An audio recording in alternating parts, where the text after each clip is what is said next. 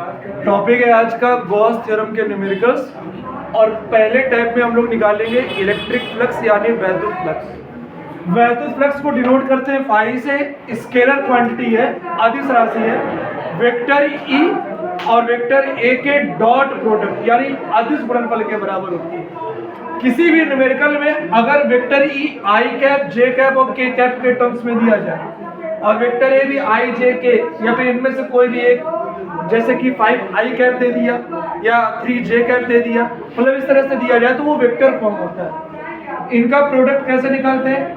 आप लोगों ने स्केलर प्रोडक्ट पढ़ा। जैसे कोई क्वेश्चन दे दिया हमने आपसे, वेक्टर ई की वैल्यू, किसी क्वेश्चन में वेक्टर ई की वैल्यू तुम्हें दे दी गई, किसने कर दिया, वेक्टर ई की वैल्यू दे दी गई 2 आई कैप प्लस 3 जे कैप माइनस 4 के कैप, ठीक है।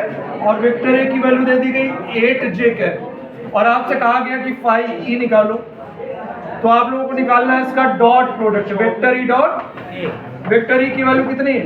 2 आई कैप प्लस 3 जे कैप माइनस 4 के कैप। और वेक्टर ए की वैल्यू कितनी है? 8 जे कैप। और आपको डॉट प्रोडक्ट निकालना आता है आई वाले का आई वाले से मल्टीप्लाई, जे कैप का जे कैप वाले से।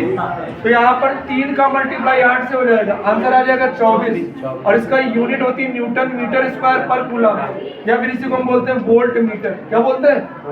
तो इस तरह के कोई भी क्वेश्चन होंगे आई जे के टर्म्स में दिए होंगे तो आप लोग उसको ऐसे सॉल्व करोगे, ठीक है।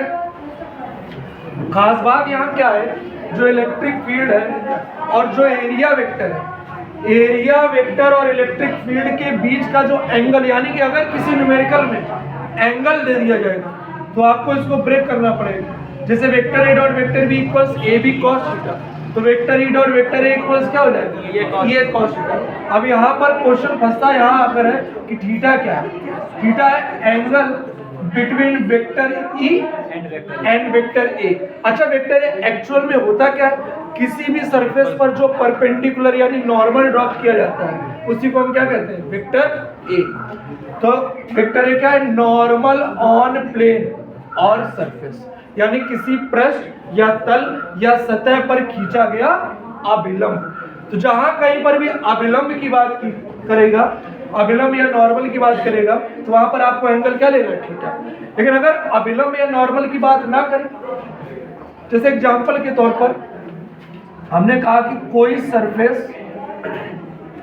सरफेस किसी इलेक्ट्रिक फील्ड में है, ऐसे बोला, और जो सरफेस है वो इलेक्ट्रिक फील्ड से सरफेस पर जो परपेंडिकुलर है, सरफेस पर जो क्या है? परपेंडिकुलर या नॉर्मल, वो इलेक्ट्रिक फील्ड से कितने एंगल पर? 30 डिग्री। तो वहां पर आप थीटा कितना लो? 30। लेकिन अगर बाई चांस क्वेश्चन में ऐसा कह देता, यहाँ पर नॉर्मल की बात ना करता, कह देता कि इलेक्ट्रिक फील्ड से सरफेस 30 डिग्री पर, किसकी बात करता? सरफेस। जब केवल सरफेस या केवल प्लेन की बात करेंगे तो वहां पर जो थीटा लिया जाएगा वो 90 से लेस करेगा। जैसे कह दिया कि सरफेस इलेक्ट्रिक फील्ड से 30 डिग्री पर है, चैप्टर में हमने पढ़ाया था ऐसा क्यों होता है। तो थीटा कितना लोगे? 90 माइनस, मतलब 90 से माइनस कर देना। हमने कहा कोई सरफेस इलेक्ट्रिक फील्ड से 90 डिग्री पर, तो थीटा कितना लोगे? लेकिन हम कहते हैं नॉर्मल ऑन सरफेस, यानी कि सरफेस पर जो अभिलंब है वो 90 डिग्री पर है, तो थीटा 90 ही लो। नहीं आ रही बात? अगर हम क्वेश्चन पढ़ेंगे तो ज्यादा अच्छे से समझ पाओगे। जैसे हमने कहा कि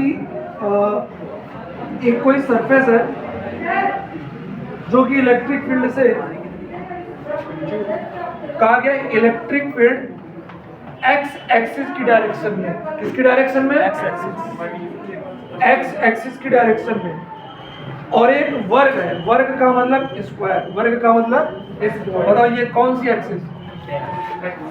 ये और ये कहा गया एक वर्ग है, वर्ग का मतलब क्या हो गया? स्क्वायर। और स्क्वायर इस तरह से रखा है कि वो वाईजेड प्लेन पर है। कौन से प्लेन पर? बात को समझना। तो बताओ ये वाला प्लेन है एक्स वाई प्लेन, इसको ऐसे रखें, यहाँ पर है जेड, तो ये वाला जो प्लेन हो जाएगा वाई जेड और ये वाला हो जाएगा जेड एक्स। ये कौन सा? एक्स वाई, ये वाई जेड, तो बताओ X Y sorry Y Z plane ऐसे तो दिया जाए। अरे बोलो भाई, और हमने आपको बताया ए का मतलब क्या होता है, बोलो बोलो, नॉर्मल और इस पर नॉर्मल तो ऐसे जाए, बोलो भाई, तो नॉर्मल और इलेक्ट्रिक फील्ड की डायरेक्शन तो सेम हो गई ना, तो यहाँ पर थीटा कितना लो, 0। क्वेश्चन को ऐसे दिया जाए, जैसे हमने तुमसे कहा कि कोई स्क्वायर है और वो स्क्वायर ऐसा रखा हुआ है कि इस पर जो हमने अभिलंब डाला, अभिलंब का मतलब नॉर्मल, वो एक्स एक्सिस से 30 डिग्री पर है। अभिलंब या नॉर्मल ही तो वेक्टर ही होता है, और ये कौन सा वेक्टर है, वेक्टर ही। तो थीटा कितना लो, बोलो कितने डिग्री पर बोला गया, 90 ना 30 ही लो, क्योंकि हमने नॉर्मल कहा। अगर हम कह देते कि सरफेस 30 डिग्री पर है, यानी पृष्ठ कितना, अब हम क्वेश्चन पूछ रहे हैं ऐसे बताओ, एक सरफेस, कोई सरफेस है वो इलेक्ट्रिक फील्ड से 30 डिग्री पर है, बताओ थीटा कितना लो, 60। सरफेस की बात किया, सरफेस, हाँ 90 माइनस 30 60। एक सरफेस इलेक्ट्रिक फील्ड के पैरेलल है, 90 पैरेलल का मतलब थीटा 0 यानी समांतर है, लेकिन थीटा 0 नहीं लोगे, 90 माने 0 90। एक सरफेस इलेक्ट्रिक फील्ड से परपेंडिकुलर यानी 90 तो थीटा कितना लो, 0। लेकिन अगर हम कहते हैं सरफेस पर जो परपेंडिकुलर है या सरफेस पर जो नॉर्मल है यानी अभिलंब, वो इलेक्ट्रिक फील्ड से 90 पर है, थीटा कितना लो, 90। जब भी नॉर्मल या अभिलंब की बात करेगा तो थीटा वही ले लेगा, जब नॉर्मल नहीं कहेगा केवल सरफेस कहेगा तो आप क्या लोगे, 90 में से माइनस। बोलो ये बात समझ में आई। तो अभी हमने आपको केवल दो बातें बताई, जब वेक्टर फॉर्म में कैसे करोगे, जब आई कैप जे कैप के कैप के फॉर्म में क्वेश्चन होगा तो वेक्टर ई डॉट वेक्टर, बोलो आया। और जब थीटा गिवन होगा तो थीटा में कंफ्यूजन होती है, कंफ्यूजन हमने क्लियर कैसे की, जब केवल सरफेस की बात करेगा यानी केवल पृष्ठ की, केवल सतह की, केवल तल की, तो थीटा 90 में से घटाकर, और जब कह देगा पृष्ठ पर अभिलंब, पृष्ठ पर यानी किसकी बात करेगा, तो जो एंगल दिया जाएगा वही एंगल लेना। बोलो बात समझ में आई। आगे देखिए, आगे देखिए, अब बात करते हैं हम लोग एक दो न्यूमेरिकल। अच्छा ये वाले न्यूमेरिकल बहुत आसानी से लग जाएंगे, जैसे हमने आपसे कहा एक न्यूमेरिकल शीट का 15 नंबर न्यूमेरिकल बता रहे हैं, साथ होकर सुनिए, बातचीत ना करिए। क्वेश्चन में कहा गया है इलेक्ट्रिक फील्ड 3 इंटू 10⁻³ आई कैप न्यूटन पर कूलम। अब आप मुझे बताओ इलेक्ट्रिक फील्ड जो है क्या वो वेक्टर फॉर्म में, बोलिए कैसे पता चला, क्योंकि देखो आई कैप या जे कैप, आई कैप किस डायरेक्शन में होता है एक्स, जे कैप वाई और के कैप जेड, यानी इलेक्ट्रिक फील्ड किस डायरेक्शन में रहा हो, एक्स है, तभी तो ये आई कैप दिया, यानी ऐसे इलेक्ट्रिक फील्ड आपने शो कर दिया। और ये कौन सा एक्सिस है, ऐसे क्या मान लिया और ऐसे क्या मान लिया। आगे क्वेश्चन पढ़ रहा है, सुनिए, आगे लिखा है एक पॉइंट, 2 पॉइंट में दिया गया, कहा है कि इस क्षेत्र का 10 सेंटीमीटर भुजा के वर्ग के उस पार्श्व से जिसका तल वाईजेड तल के समांतर है गुजरने वाला फ्लक्स क्या होगा। एक स्क्वायर है, उसकी साइड है 10 सेंटीमीटर, कितने सेंटीमीटर, और वो ऐसा रखा है कि उसका कोई एक जो सरफेस है वो वाईजेड के पैरेलल है, किसके पैरेलल, अगर ये x है ये y है और ये क्या है z, तो yz तल तो यही हो गया ना, ये वाला, ये तो yz तल है, और इस वर्ग को yz तल के पैरेलल ऐसे रखा है, तो बताओ इसमें परपेंडिकुलर जब ड्रॉप करोगे ऐसे तो है, बोलो भाई, तो जब परपेंडिकुलर ड्रॉप करोगे तो वेक्टर a कैसे निकलेगा। अगर वर्ग की भुजा 10 है तो क्षेत्रफल कितना हो जाएगा, अगर साइड है 10 तो 10 गुणे 10, वही तो एरिया है, कितना आ जाएगा 100 सेंटीमीटर स्क्वायर। लेकिन ये अभी अदिश राशि, बताओ ये जब परपेंडिकुलर ड्रॉप करोगे ये किस डायरेक्शन में जाएगा, एक्स। इसको अगर वेक्टर फॉर्म में लगाएंगे तो इसके साथ हम क्या लगा देंगे, आई, क्या लगा देंगे, तब सेंटीमीटर स्क्वायर लिखेंगे। लेकिन सेंटीमीटर स्क्वायर को चेंज कैसे करते हैं, ये 10⁻² चेंज करने के लिए 10⁻⁻⁴ तब ये आ जाएगा मीटर स्क्वायर। आया कि नहीं आया? अब देखो ये हो गया वेक्टर ई और ये क्या हो गया वेक्टर ई। तो फाई बराबर फाई ई बराबर वेक्टर ई डॉट आई वाले का आई वाले से मल्टीप्लाई करा दो आंसर आ गया। यानी 3 × 10 की पावर 3 में मल्टीप्लाई किसका होगा 10 की पावर 2 × 10 की पावर -4 यानी 10 की पावर -4। तो इसमें से 2 लेस हो जाएंगे, आंसर आएगा 30। कितना आएगा 30 आंसर। इस तरह का एक और अगर हम क्वेश्चन, अच्छा इसी क्वेश्चन में बी पार्ट क्या कहा गया कि इसी वर्ग से गुजरने वाला फ्लक्स कितना यदि इसके तल का अभिलंब x अक्ष से 60 अंश का कोण बने। यानी कि इस स्क्वायर से फ्लक्स कितना पास होगा। बेटा पढ़ते नहीं लेकिन क्लास में डिस्टर्ब ना किया करो, आपस में बात ना करो, बात करना बाहर जाइए। पढ़ो ना, कोई दिक्कत नहीं, पढ़ो ना समझो, बिल्कुल ना समझो, लेकिन आपस में बात ना करो, हमें डिस्टर्ब होगा, वीडियो खराब कर लो। इसमें ये जो x एक्सिस से है इसका अभिलंब एंगल बना रहा 60। अभिलंब का मतलब नॉर्मल। तो बताओ एंगल कितना लोगे? 60। Very good. थीटा कितना लोगे? अभी हम यही पूछ ले तो बता नहीं पाओगे, बाकी लोग को समझ में आ गया, कुछ नहीं बता पाओगे क्योंकि तो पढ़ाई नहीं। फाई बराबर क्या लगाओगे ई cos 60 ले लो। ये की वैल्यू तुम यहाँ से निकाल चुके, वो वैल्यू यहाँ रखकर cos 60 वैल्यू 1/2 आया कि नहीं आया? अगर एक क्वेश्चन और ऐसा ही पूछे आपसे, एक क्वेश्चन और ऐसा पूछे, क्वेश्चन है कि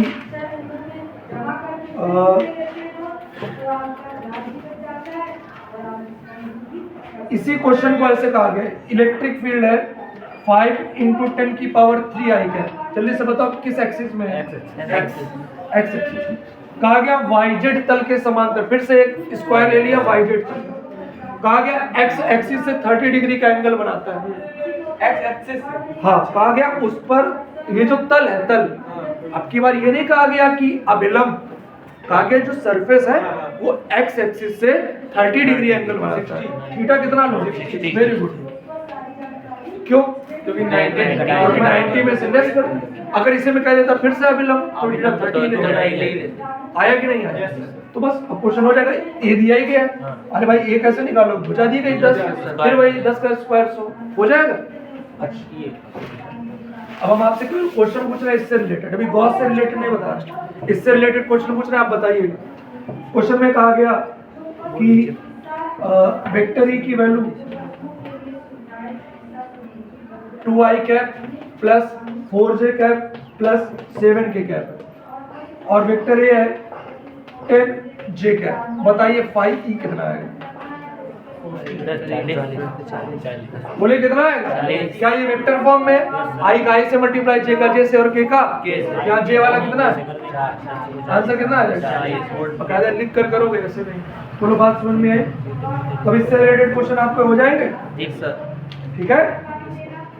अच्छा अब आप देखिए इसी में गॉस लॉ से रिलेटेड क्वेश्चन कैसे पूछे जाते हैं। गॉस लॉ वाले क्वेश्चन कैसे होते हैं? देखो गॉस लॉ यानी गॉस का नियम केवल वहां अप्लाई होगा जहां पर सरफेस क्लोज हो। कैसा हो?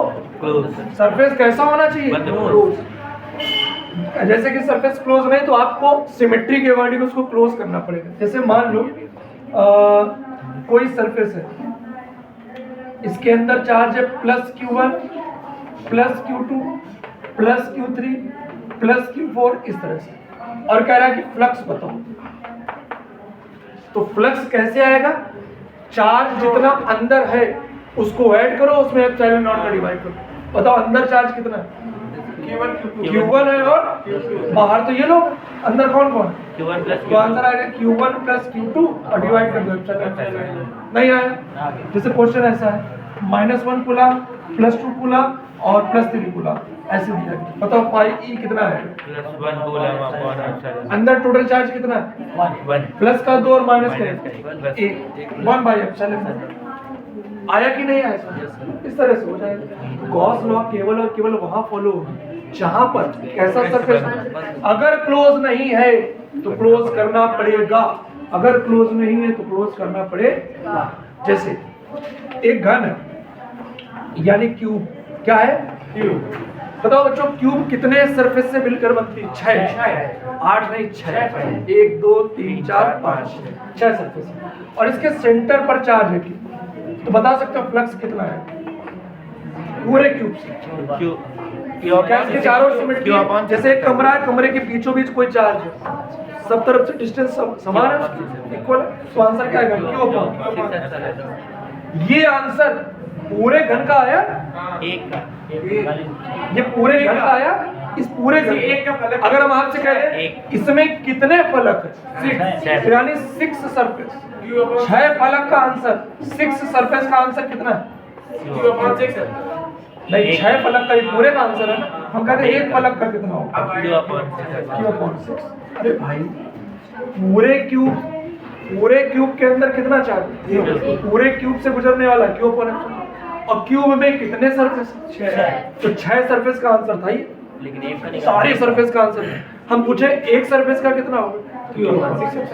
नहीं आया आगे। तो अगर किसी क्वेश्चन में एक फलक या घन का एक पृष्ठ या घन की एक सतह दी जाएगी तो फार्मूला लगाओ क्यू अपॉन 6। बोलो बात समझ में आई? अच्छा, अगर बाई चांस क्वेश्चन में आपको अधूरी बंद आकृति दे, जैसे कि ये गोला है, आधा गोला है, सेमी स्फीयर और चार्ज यहाँ पर दे, तो बताओ क्या अभी इसमें गॉस थ्योरम लग पाएगी? नहीं। क्यों? क्योंकि अभी सिमेट्री कंप्लीट, जैसे नीचे पार्ट है वैसे ही ऊपर पार्ट। अगर ऊपर ऐसे हमने सोच लिया तो अब तो ये बंद हो गया। बोलो पूरे गोले का आंसर, इस पूरे गोले ने अंदर कितना घेरा? क्यू अपॉन में। लेकिन बताओ क्या तुम्हें क्वेश्चन में पूरा गोला दिया गया? क्वेश्चन में क्या दिया गया? आधा गोला। पूरे गोले का आंसर इतना, तो बताओ आधे गोले का आंसर कितना होगा? इसी का हाफ।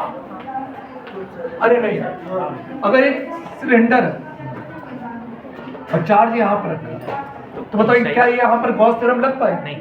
बोलो भाई, गॉस थ्योरम में से अगर हम इसको पूरा कंप्लीट कर दें, केवल और केवल सरफेस बंद होना चाहिए तभी गॉस लग पाएगी।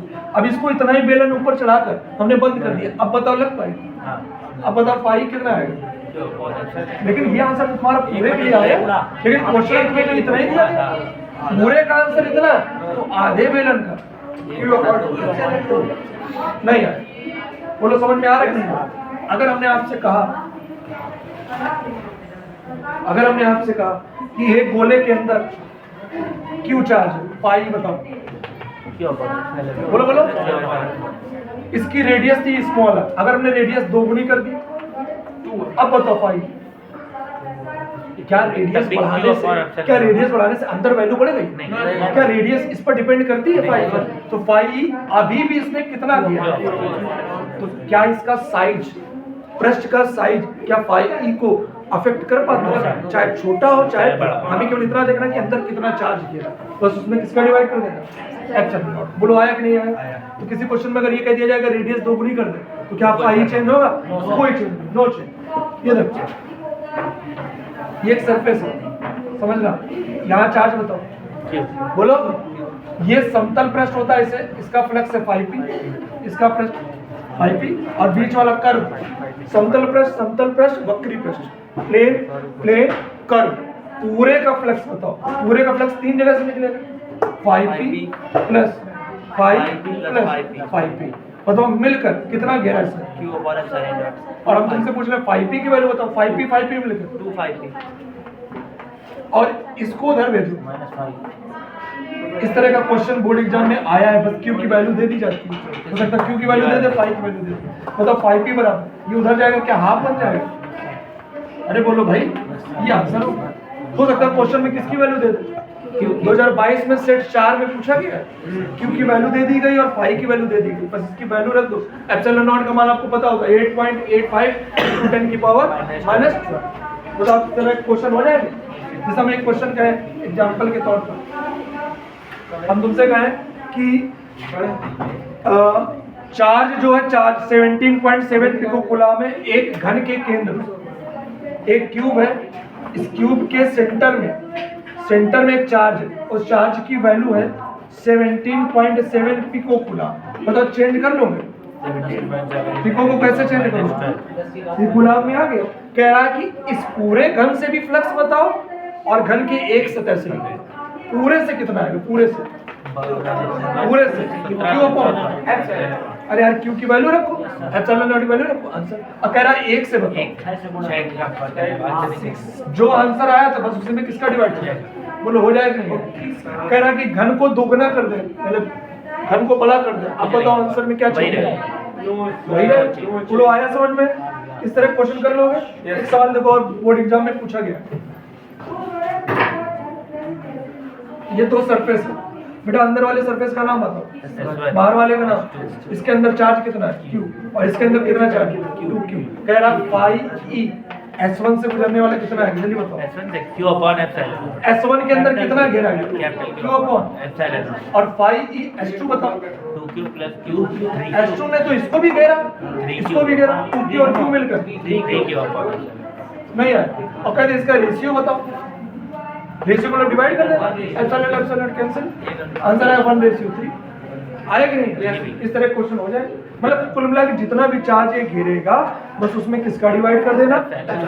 आखिरी चीज और सुनो, अगर बाई चांस किसी क्वेश्चन में ये कहता है किसी सरफेस में लाइन एंटर कर रही है, फ्लक्स रेखाएं प्रवेश कर रही है, तो जितनी भी जैसे कहते हैं 4500 रेखाएं प्रवेश कर रही है, तो इसको आप लोगे phi1 बराबर माइनस 45 और कहते 2500 बाहर निकल रहे, phi2 बराबर। क्यों ऐसा होता है? तो सारे रीजन हम बता चुके हैं चैप्टर में, इसमें दिमाग में लगा। मतलब टोटल फ्लक्स कितना आएगा? ये माइनस का और ये प्लस का, आंसर आएगा माइनस का। ये कुल फ्लक्स आ गया। अगर कहते इसके अंदर चार्ज कितना है, मतलब phi की जगह phi की जगह Q अपॉन बराबर -2000, Q इक्वल्स उधर जाएगा मल्टीप्लाई हो जाएगा, आंसर। पूरा बात सुन रहे हैं? तो टाइप 1 में केवल इसी तरह के न्यूमेरिकल है और आसानी से हो जाएगा। तो टाइप 1 मेरी तरफ से कंप्लीट। टाइप 2 देख लो, चैप्टर कंप्लीट। ध्यान